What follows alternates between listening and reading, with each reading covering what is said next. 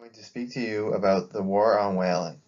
Whaling was once crucial to human survival, but now is an unnecessary slaughtering and an illegal act, and that should be stopped. Today I will give you a brief history on whaling. I will explain the importance of whales, hope to provide you with a brief background about whaling. I will then follow that with slides about why we should care about the importance of the subject, and finally I will conclude with the important key takeaways. Whaling dates back to the 11th century, when whaling was crucial for human survival and commercial whaling began in Europe, while providing a source of food that includes meat, skins, blubber, and organs that were used as sources of protein, fats, vitamins, and minerals. Whaling became very popular in the 1700s when Europeans began whaling off the coast of New England.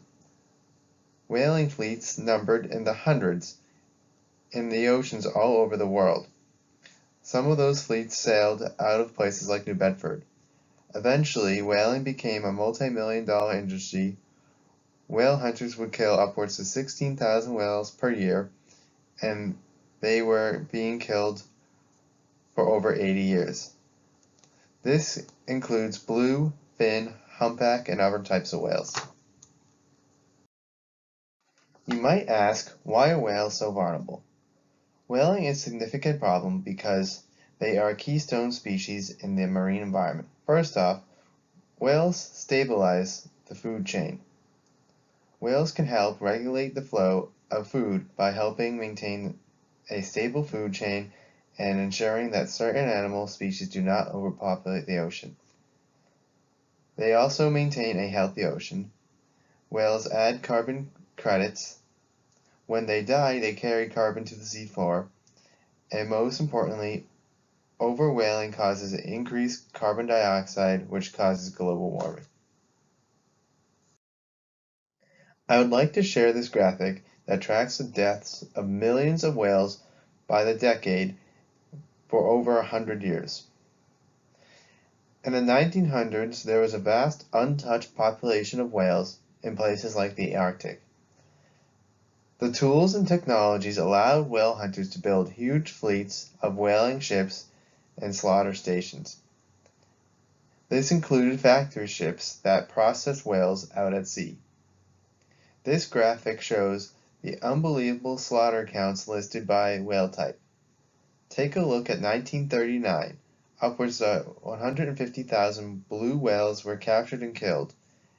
In 1959, over 250,000 fin whales were killed. Overall, between 1904 and the end of World War II, more than 1 million whales were captured and slaughtered.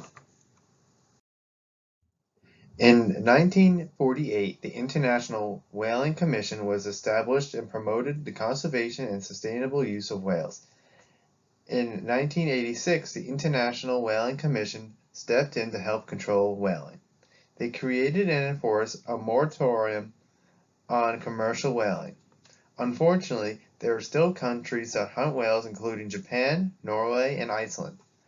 Whale hunters in Japan and Norway have found loopholes in the law and continue to kill whales.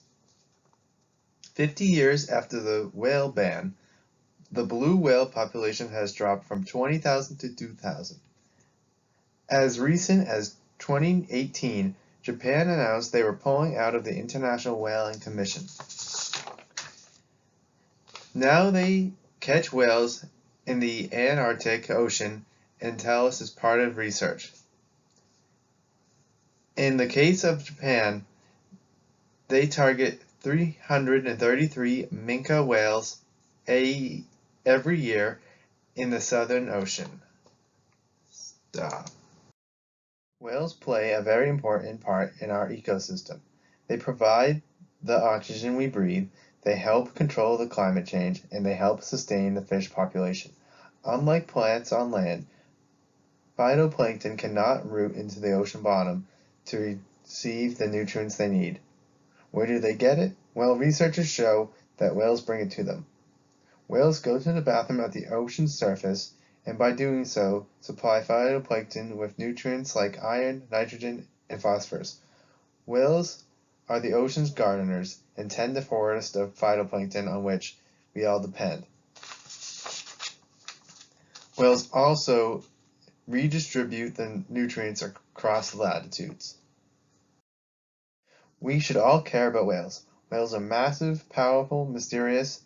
Whales are vital to the food chain and control fish populations.